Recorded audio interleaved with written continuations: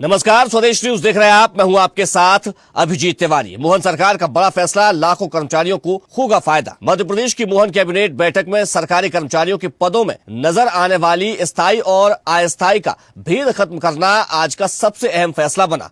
अब तक प्रदेश के सरकारी तंत्र में 10 से ज्यादा तरह के पद वर्गीकरण थे। नियमित, संविदा, आउटसोर्स, अंशकालीन समेत कई श्रेणियां इनमें शामिल थी। यही बिखरा हुआ सिस्टम कर्मचारियों के लिए रिटायरमेंट के बाद सबसे बड़ी परेशानी बनकर सामने आता था, लेकिन कैबिनेट ने इस उलझे हुए ढांचे को ही खत्म कर दिया है। अब इसे सिर्फ 5 आवश्यक श्रेणियों में समेट दिया गया है। सरकार इसे पोस्ट रिटायरमेंट जस्टिस रिफॉर्म के नजरिए से देखा जा रहा है। सूत्रों का कहना है कि इस फैसले से पेंशन, सेवा लाभ और भविष्य की भर्ती नीति में भी बड़ा बदलाव आएगा। मुख्यमंत्री डॉक्टर मोहन यादव की अध्यक्षता में हुई कैबिनेट बैठक में इस प्रस्ताव पर चर्चा और सैद्धांतिक सहमति दी गई है। यह कदम प्रशासनिक जटिलताओं को कम करने और उन कर्मचारियों को राहत देने के लिए उठाया गया है जिन्हें पद अस्थायी होने के कारण वित्तीय लाभों में देरी का सामना करना पड़ता था।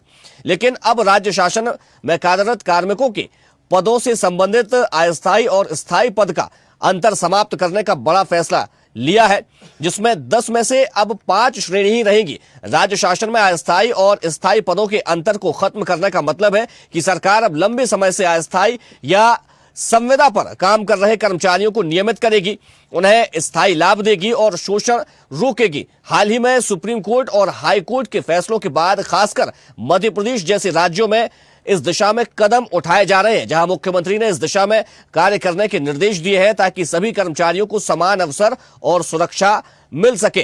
तो इस पूरे कैबिनेट के फैसले को लेकर जानकारी भी दी गई है और क्या कुछ कहा गया, हम आपको वो भी सुनवा देते हैं।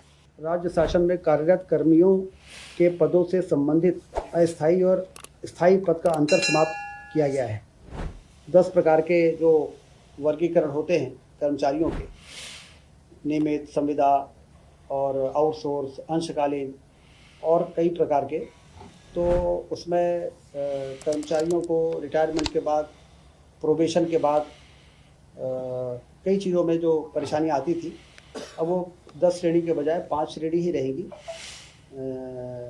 और काफ़ी इससे कर्मचारी वर्ग को राहत मिलेगी।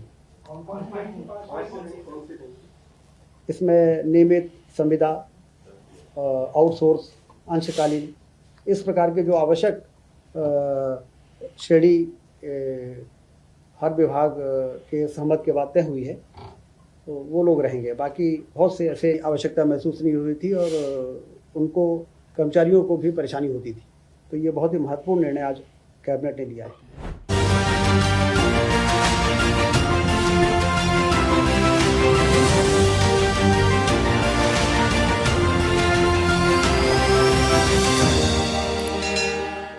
तो डॉक्टर मोहन कैबिनेट की आज बड़ी बैठक हुई और उसमें कर्मचारियों को लेकर एक बड़ा फैसला लिया गया है। स्थायी और अस्थायी पदों को लेकर लंबे समय से जो अनियमितता थी उसको खत्म करने की बात कही जा रही है, भेद को खत्म करने की बात कही गई है इस फैसले में और ये बड़ा फैसला माना जा रहा है। जिस मुद्दे पर चर्चा करेंगे, चर्चा की शुरुआत से पहले सबसे पहले परिचय करवा देते हैं अपने मेहमानों से। हमारे साथ प्रदेश महामंत्री राज्य कर्मचारी संघ मध्य प्रदेश जितेंद्र सिंह जी जुड़ गए, आपका बहुत स्वागत है।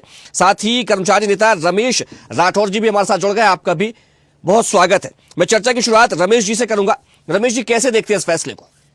देखिए, ये फैसला अभी जो कैबिनेट में आया, इसका आदेश होना बाकी है। इसमें बहुत सारी चीजें, अभी आदेश होगा, आप देखिएगा।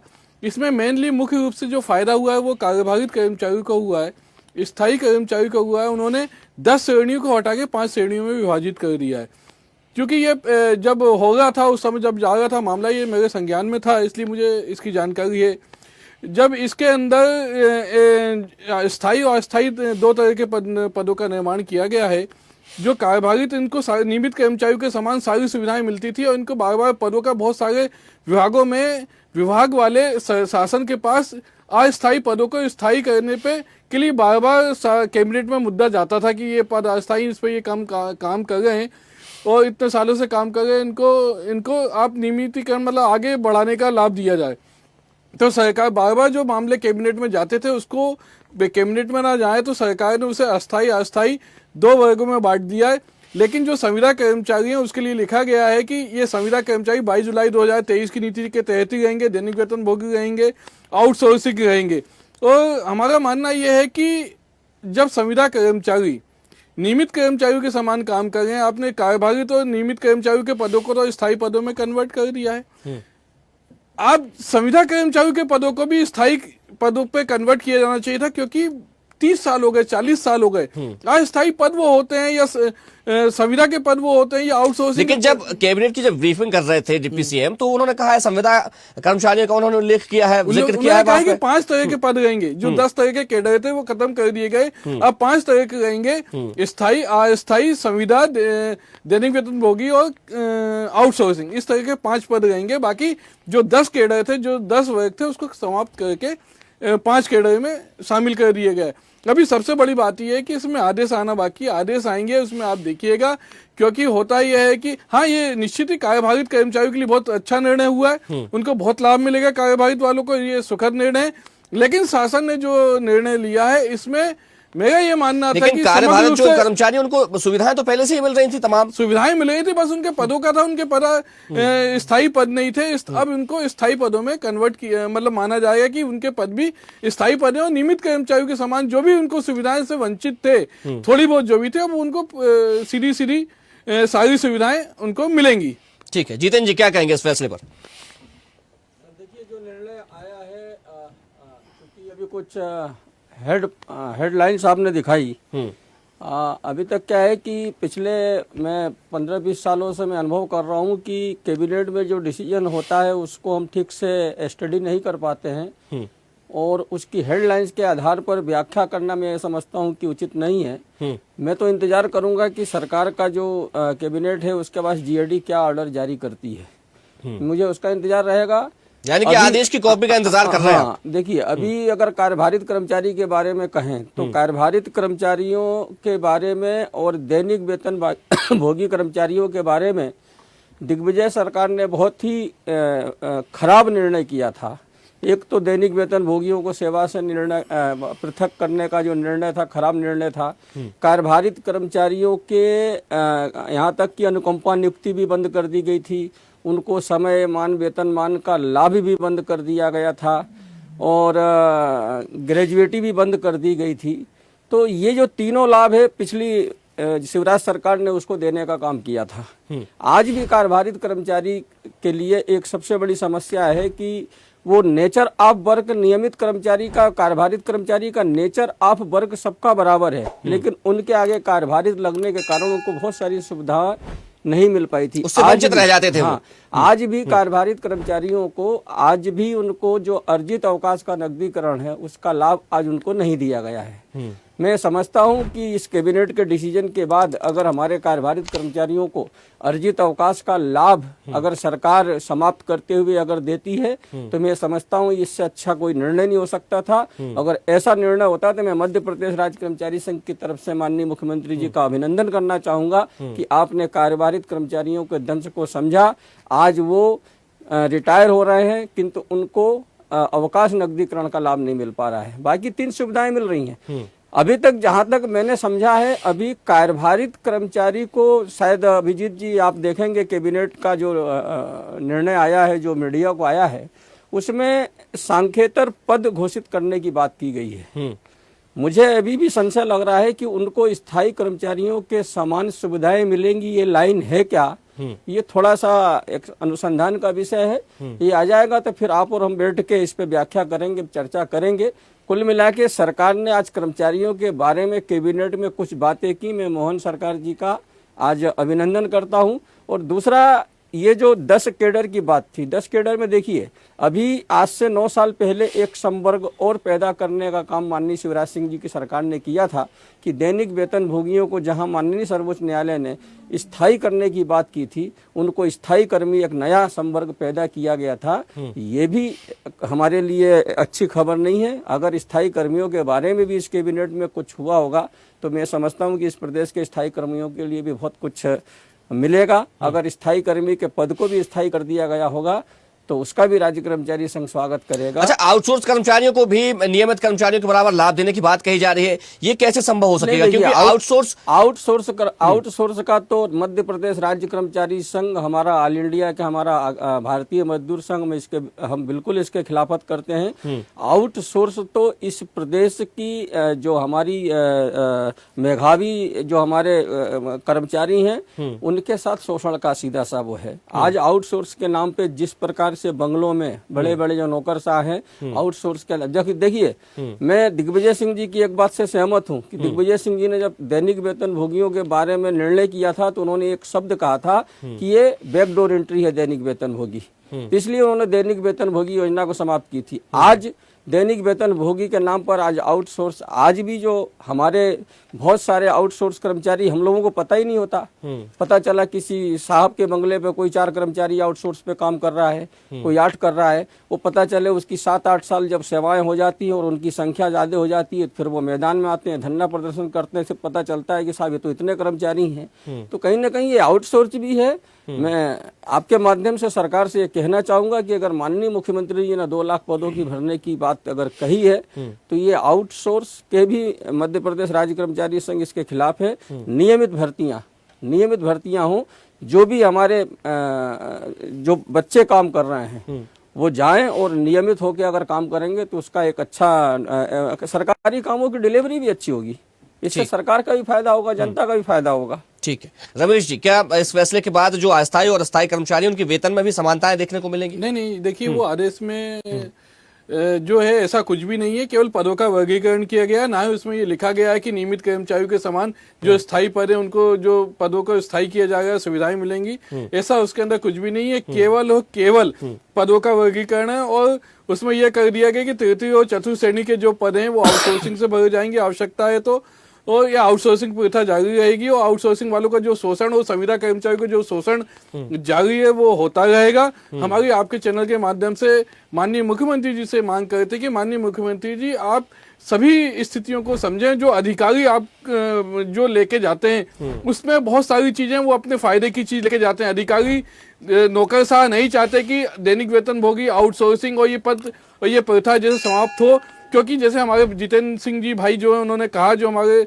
वरिष्ठ कर्मचारी नेता हैं, उन्होंने भी कहा कि ये केवल और केवल जो बंगलों पे और सारी सुविधाएं लेने के लिए अस्थायी पद और आउटसोर्सिंग पद और संविदा कर्मचारियों के पद बनाए गए हैं। ये बाकी बड़े अधिकारियों के पदों का आउटसोर्सिंग क्यों नहीं करते? बड़े बड़े उच्च पदों पे क्यों नहीं करते? केवल तृतीय और चतुर्थ श्रेणी पे आउटसोर्सिंग क्यों की जा रही है? देखिए, एक व्यवस्था बनाई गई आउटसोर्स की, ठीक है, आप उसका विरोध करते हैं आउटसोर्स की जो व्यवस्था बनाई गई, लेकिन जो काम करने वाले लोग हैं वे भी तो कर्मचारी हैं, वे भी तो अपने भरण पोषण के लिए, अपने परिवार के पोषण के लिए काम कर रहे हैं ना, लेकिन तो उनके लिए भी व्यवस्था बनाना जरूरी है ना। लेकिन व्यवस्था क्या बनाई है आपने? उनको 10,000 11,000 रुपए देते हैं आप, उसमें से कमीशन प्रथा जो ठेकेदार के माध्यम से रखते हैं। ठेकेदार 1,000 रुपए ठेकेदार आउट ऑफ द रिकॉर्ड ले लेता है उनका शोषण करके, इधर सरकार से कमीशन लेते हैं। और वो यदि कर्मचारी बोलता है कि हमारी मेहनत का पैसा आप क्यों ले गए, जैसे आपने दीवार फिल्म देखी थी, वो वहां पे कुलियों से वो टैक्स वसूला जाता था, ऐसे ठेकेदार आउटसोर्सिंग कर्मचारियों से 1,000 रुपए 1,500 रुपए 2,000 रुपए रिश्वत लेते हैं। अब तो ये भी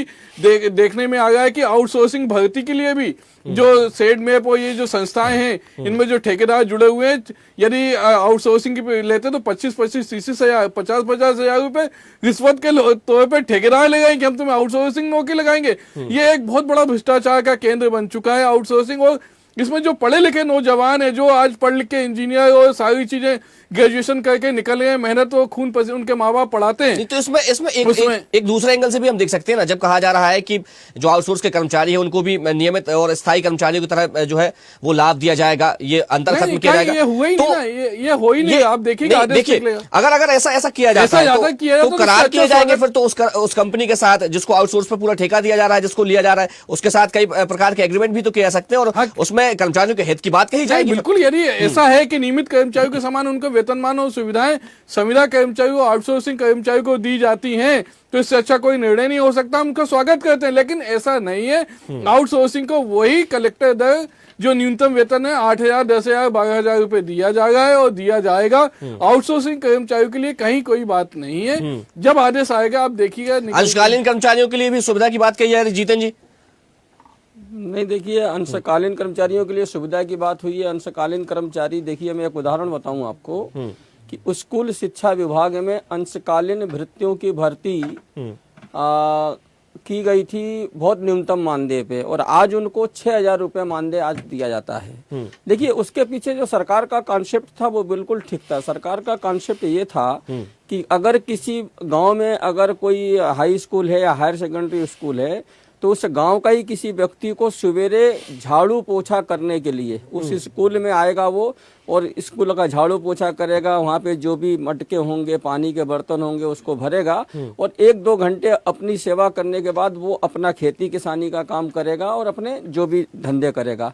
उसके पीछे कॉन्सेप्ट ये था, अंशकालिक भृत्य के पीछे। लेकिन क्या होता है कि जब वो सरकारी सिस्टम में कोई व्यक्ति आ जाता है तो फिर उसके शोषण का काम शुरू होता है।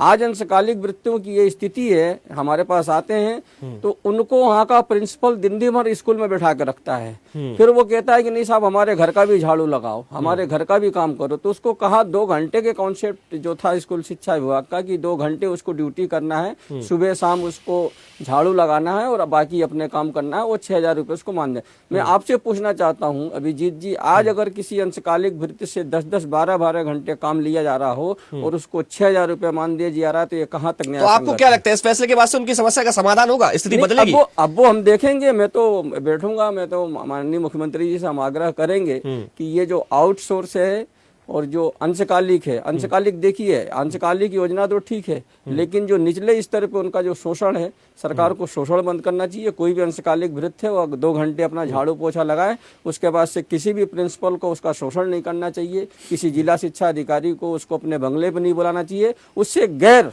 जो काम बेगारी जो कराई जाती है उस पर रोक लगना चाहिए।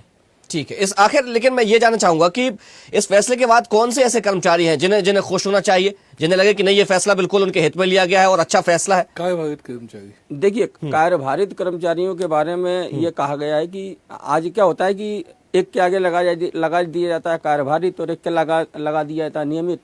तो मैंने जो आपको बताया कि कार्यभारित कर्मचारियों को इस प्रदेश में अनुकंपा नियुक्ति की भी पात्रता नहीं थी। अगर जो व्यक्ति अक्टूबर 2016 से पहले हमारा कार्यभारित कर्मचारी एक्सपायर कर गया, उसके बच्चे को आज तक नियुक्ति नहीं मिली है, क्योंकि वो 10 अक्टूबर 2016 से लागू किया गया कि इसके बाद अगर 11 अक्टूबर को कोई अगर कार्यभारित कर्मचारी मरा है तो उसके बच्चे को अनुकंपा नियुक्ति मिली है, अगर कोई 9 अक्टूबर को मरा है तो उसके बच्चे को नहीं मिली। तो इस प्रकार की कार्यभारित में एक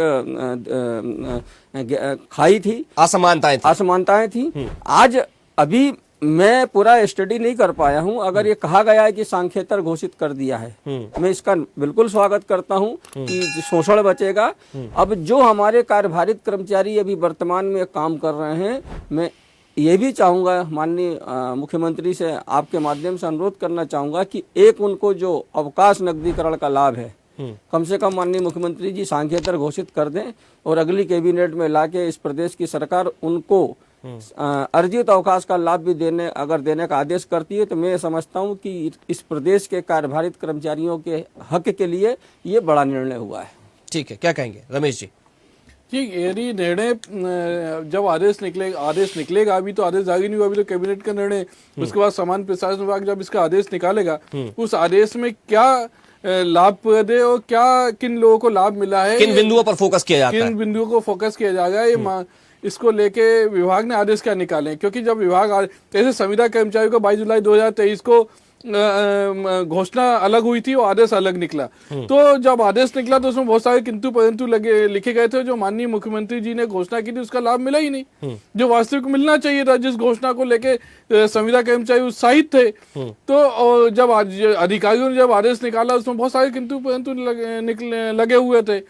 तो जब आदेश निकलेगा उसी के बाद यदि कार्यभारी तो किसी को भी लाभ मिलता है तो हम उसको स्वागत करेंगे, और जिनको नहीं मिला उसके लिए हम माननीय मुख्यमंत्री जी से फिर ज्ञापन देंगे, फिर लड़ाई लड़ेंगे कि भैया इसका ऐसा किया जाए, जो छूट गया उसको फिर से किया जाए।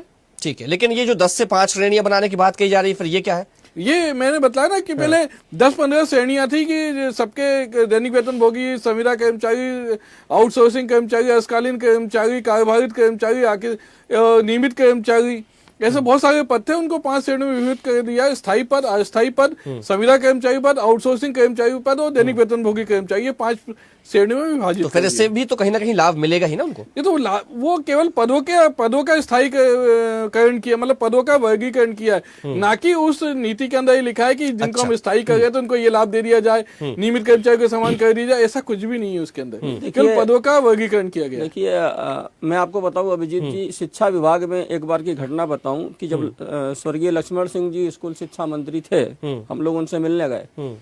जब हमने गुरुजी और मानसेवी शिक्षक की बात की तो एकदम तिलमिला गए कि लिए इस स्कूल शिक्षा विभाग में कितने कैडर हैं। अपने पीए को बुलाया कि ले यार मुझे लिख के दो। तो देखिए क्या है कि सर्वनाश तो हुआ है स्कूल शिक्षा विभाग में, जिस प्रकार से गुरुजी, संविदा शिक्षक, संविदा कर्मी, मानसेवी शिक्षक, तो कहीं कहीं आज कम से कम सरकार ने एक राज्य शिक्षा यानी कि जितने कैडर रहे जटिलताएं उतनी ज्यादा बढ़ती गई। हाँ, बढ़ती गई और दिक्कतें बढ़ती गई। तो स्कूल शिक्षा विभाग में भी एक अच्छा निर्णय हुआ था कि राज्य शिक्षा सेवा का गठन कर प्राथमिक शिक्षक, माध्यमिक शिक्षक और उच्च माध्यमिक शिक्षक का परिकल्पना की गई थी, जो आज वर्तमान में लागू है। पहले स्कूल शिक्षा विभाग में क्या था, संविदा के रूप में शिक्षा कर्मी के रूप में भर्तियां की जाती हैं और 2500 3,500 रुपये मानदेय। तो वही मैंने एक सेक्रेटरी साहब को मैंने कहा कि इस प्रदेश के जो मनरेगा का कर्मचारी है उसका वेतन 121 रुपये है मजदूरी, और संविदा कर्मचारी को आप 83 रुपये देते हो, तो इस प्रदेश के वो बच्चों को क्या पढ़ाएगा। तो एकदम तिलमिला से गए थे। तो मेरा ये कहना है कि कहीं ना कहीं ये सुधार तो हो रहे हैं। बीच की जो खाइयां थी सिक्षा विभाग में भी सरकार ने अच्छा सुधार का काम किया है, और ये भी जो 5 कैडर जो खत्म किए हैं इनकी क्या। अच्छा, एक छोटी सी बात और आपसे जानना चाहूंगा, ऐसे कौन से बिंदु होंगे जो आप चाहेंगे कि इस आदेश में उनका उल्लेख किया जाए, क्योंकि अभी आदेश तो आया नहीं है। जब ये आदेश आएगा तो किन चीजों पर इसमें फोकस किया जाए, और अगर आपके अनुरूप वो चीजें नहीं रहती तो फिर क्या स्टैंड लेंगे कर्मचारी संघ? जो भी निर्णय, जैसे ये आदेश जो आता है, तो अगर इस आदेश में स्थायी कर्मी के बारे में अगर ये कहा गया कि स्थायी कर्मी हम खत्म करते हैं, देखिए स्थायी कर्मी के बारे में माननीय उच्च न्यायालय ने भी बहुत बड़ा निर्णय दिया है, और जीएडी में उसमें एक्सरसाइज चल रही थी कि जो स्थायी कर्मी जो सरकार ने बनाया था, जिनको 4,000 5,000 का जो एक स्केल दिया था, और 28 और 20 साल के संघर्ष के बाद आज भी उनको 18-19 हजार से ज्यादा वेतन नहीं मिल रहा। बाकी उनको 7वें वेतनमान की सुविधाएं नहीं है, अन्य उनको सुविधाएं नहीं है। तो अगर स्थायी कर्मी के बारे में भी निर्णय हुआ होगा तो ये बहुत अच्छा निर्णय है।